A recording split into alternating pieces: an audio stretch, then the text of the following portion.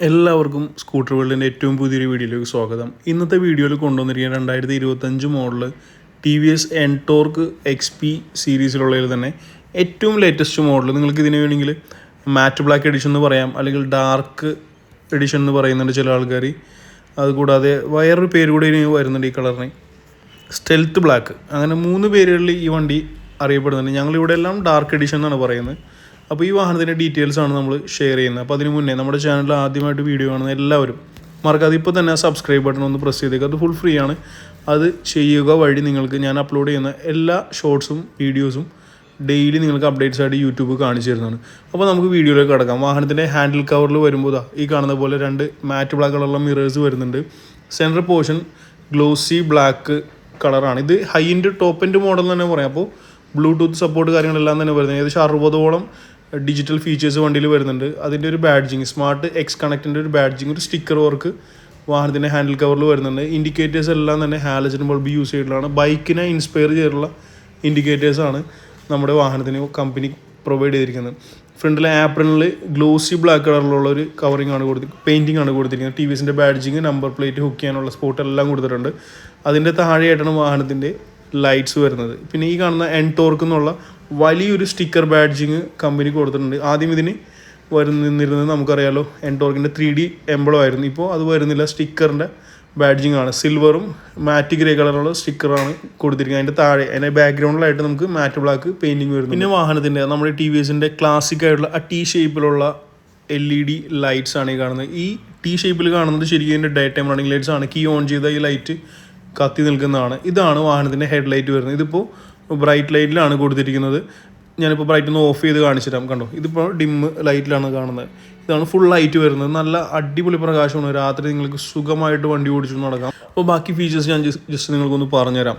നമുക്ക് വാഹനത്തിൻ്റെ ഫ്രണ്ട് സൈഡിലേക്ക് പോകുമ്പോൾ വാഹനത്തിൻ്റെ ടെലസ്കോപ്പിക് സസ്പെൻഷനാണ് കമ്പനി പ്രൊവൈഡ് ചെയ്തിരിക്കുന്നത്. ഫ്രണ്ട് ടെലസ്കോപ്പിക് ആണ്, ഓയിൽ ഡാംഡ് സസ്പെൻഷനാണ് വരുന്നത്. ഫ്രണ്ട് മഡ് ഗാർഡ് മാറ്റ് ബ്ലാക്കിൻ്റെയും ഗ്ലോസി ബ്ലാക്കിൻ്റെയും മിക്സ് ആയിട്ടുള്ളൊരു കളറാണ് വരുന്നത്. പിന്നെ alloy wheels, front 12 inch alloy wheels ആണ് വരുന്നത്. ഡിസൈൻ സെയിം തന്നെയാണ്, പക്ഷേ പെയിൻറ്റ് ഒരു ഗ്ലോസി റെഡ് കളറുള്ള പെയിൻറ്റിംഗ് ആണ് അലോയ് വീലിന് കമ്പനി പ്രൊവൈഡ് ചെയ്തിരിക്കുന്നത്. നല്ലൊരു സ്പോർട്ടി ലുക്ക് കിട്ടാൻ അത് ഹെൽപ്പ് ചെയ്യുന്നുണ്ട്. വാഹനത്തിൻ്റെ tyre size, front tyre size വരുന്നത് 180/12 ആണ്. എൻടോർക്കിൻ്റെ മറ്റൊരു പ്രത്യേകത എന്ന് വെച്ചാൽ ഈ സെഗ്മെൻറ്റിൽ തന്നെ ഫ്രണ്ടിലും ബാക്കിലും 12 ഇഞ്ച് അലോയ് വീൽസും 12 ഇഞ്ച് ടയേഴ്സും വരുന്ന ഏക സ്കൂട്ടർ തന്നെ പറയണം.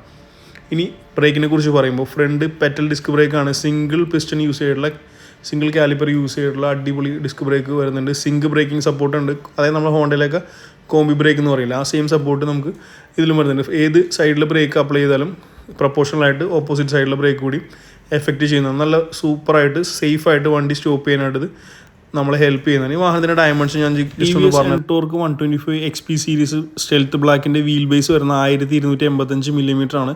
ടോട്ടൽ ഗ്രൗണ്ട് ക്ലിയറൻസ് 155 mm ആണ്. വെയിറ്റ് 116 കിലോഗ്രാമാണ്. നോർമൽ എൻടോർക്കിനേക്കാളും 5 കിലോഗ്രാം വെയിറ്റ് ഈ വാഹനത്തിന് കൂടുതലാണ്. അതാണ് വാഹനത്തിൻ്റെ ബേസിക് ആയിട്ടുള്ള എന്താ പറയുക, നമുക്ക് എടുത്ത് അറിയേണ്ട ഡയമെൻഷൻ കാര്യങ്ങൾ. ഇതാണ് വാഹനത്തിൻ്റെ പ്ലാറ്റ്ഫോം വരുന്നത്. 155 mm ആണ് താഴെ നിന്നുള്ള ക്ലിയറൻസ് വരുന്നത്.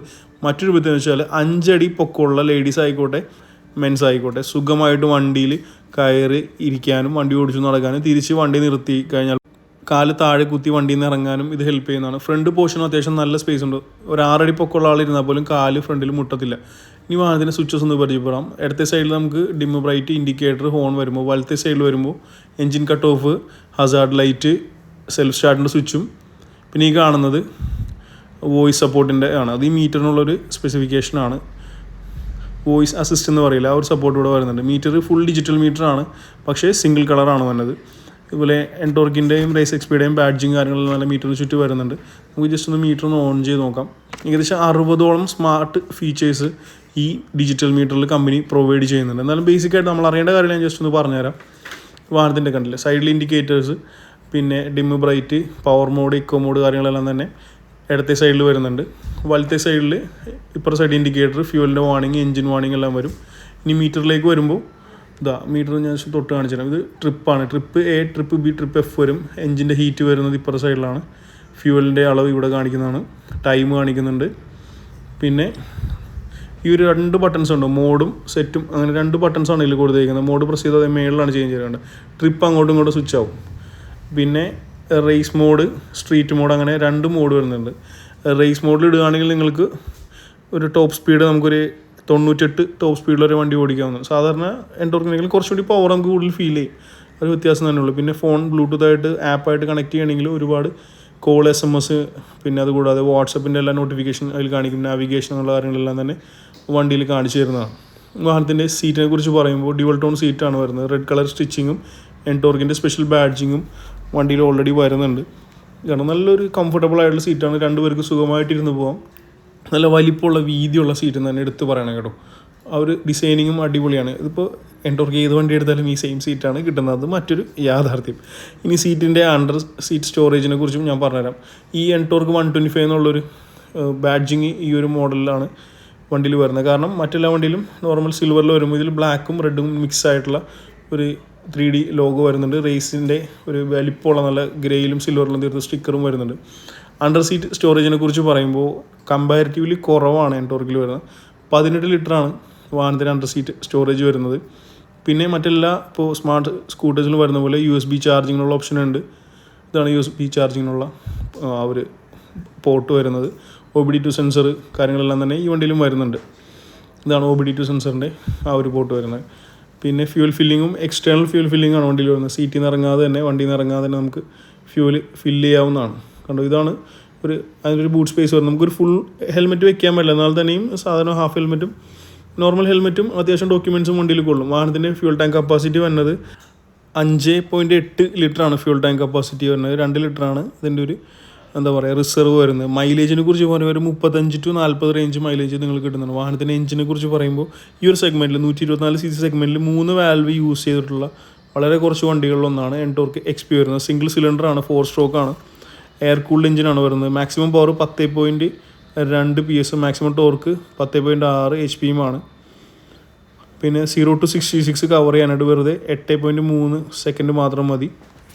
എൻടോർക്ക് XP റേസ് എഡിഷൻ്റെ ടോപ്പ് സ്പീഡ് 98 km/h ആണ്. 0 to 60 കവർ ചെയ്യാനായിട്ട് ഞാൻ നേരത്തെ പറഞ്ഞു 8.3 സെക്കൻഡ് മാത്രം മതി. സ്കൂട്ടറിൻ്റെ ബാക്ക് സൈഡിലേക്ക് വരുമ്പോൾ ടെയിൽ ലൈറ്റ് വരുന്ന LED ടെയിൽ ലൈറ്റ് ആണ്. പിന്നെ ഒരു എയർക്രാഫ്റ്റിൻ്റെ റിയർ സൈഡ് ഇൻസ്പയർ ചെയ്തിട്ടുള്ള ഡിസൈനാണ് എൻടോർക്ക്. ഏത് സീരീസിലും എൻടോർക്കിൻ്റെ എല്ലാ മോഡലിലും ഈ ഡിസൈനാണ് വണ്ടിയിൽ വരുന്നത്. പിന്നെ ബാക്ക് സൈഡ് ഒരു ബാരൽ ടൈപ്പുള്ള വലിപ്പമുള്ളൊരു എക്സോസ്റ്റ് കമ്പനി പ്രൊവൈഡ് ചെയ്യുന്നുണ്ട്. അതിൽ സിൽവറിൻ്റെ കോട്ടിങ് വരുന്നുണ്ട്. ബാക്ക് സൈഡ് ടയർ അതുപോലെ അലോയ് വീല് രണ്ടും 12 ഇഞ്ച് തന്നെയാണ് വരുന്നത്. ടയറിൻ്റെ സ്പെക്ക് ഞാൻ ജസ്റ്റ് ഒന്ന് കാണിച്ചു തരാം. 110, 80, 12 സീരീസിലുള്ള ടയറാണ്. ഫ്രണ്ട് 100, 80, 12 ആണ്. ബാക്ക് സൈഡ് വരുമ്പോൾ 110 അപ്പോൾ കുറച്ചുകൂടി ഫ്രണ്ടിനേക്കാൾ കുറച്ചുകൂടി വീതിയുള്ള ടയറാണ് നമുക്ക് റിയർ സൈഡിൽ കമ്പനി പ്രൊവൈഡ് ചെയ്യുന്നത്. അപ്പോൾ ഇനി നമ്മളിനി മെയിനായിട്ട് അറിയേണ്ട ഒരു കാര്യം എന്ന് വെച്ചാൽ വാഹനത്തിൻ്റെ എൻജിൻ്റെ സൗണ്ടാണ്. അപ്പോൾ ഞാൻ മൈലേജ് പറഞ്ഞു, പിന്നെ പവർ കാര്യങ്ങളെല്ലാം തന്നെ നിങ്ങൾക്ക് പറഞ്ഞു തന്നു. ഇനി എൻജിൻ്റെ സൗണ്ട് കേൾക്കാം. അതിനുശേഷം നമുക്ക് ലാസ്റ്റായിട്ട് വാഹനത്തിൻ്റെ വില, ഓൺ റോഡ് കോസ്റ്റ് കൂടി ഞാൻ പറഞ്ഞുതരാം. അപ്പോൾ ജസ്റ്റ് നിങ്ങളൊന്ന് സൗണ്ട് ഒന്ന് കേട്ട് നോക്കും.